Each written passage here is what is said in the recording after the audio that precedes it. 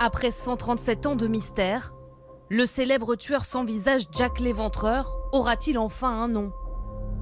À l'automne 1888, le tueur en série sème la terreur dans l'Est londonien. Ses victimes, au moins 5 femmes, étranglées et mutilées.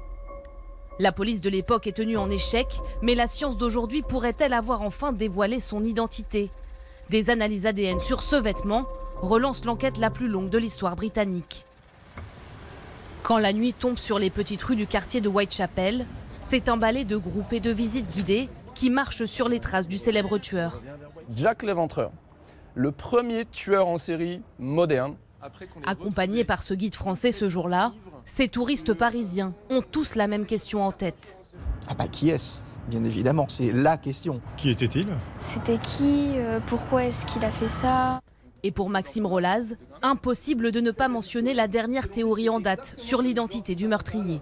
On va vraiment parler de cette fameuse théorie qui fait vraiment la une des journaux en ce moment. C'est la 3e fois que ça se passe. On la reverra dans quelques années encore et encore et encore.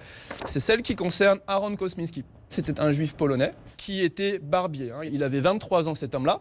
Il était atteint d'une grave condition mentale, une schizophrénie paranoïaque, qui se traduisait par des hallucinations auditives.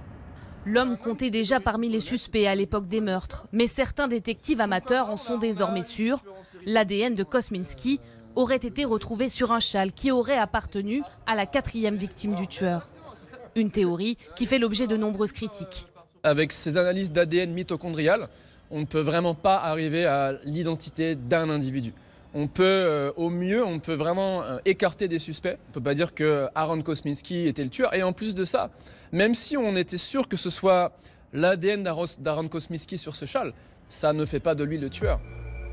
Énième rebondissement, énième nom. Depuis 137 ans, sur le tableau des suspects, c'est un peu la bataille des profils.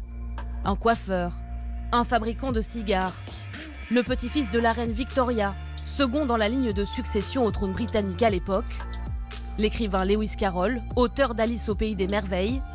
Autre hypothèse avancée par des chercheurs australiens, le tueur serait en fait une tueuse.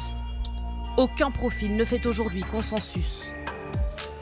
Depuis 8 ans, l'arrière-arrière-petite-fille de l'un des détectives de l'époque enquête elle aussi sur l'identité de Jack l'Éventreur. Sa théorie, celle du fabricant de cigares, est basée sur les dépositions de témoins oculaires, car pour elle, impossible de se fier à la science pour percer le mystère.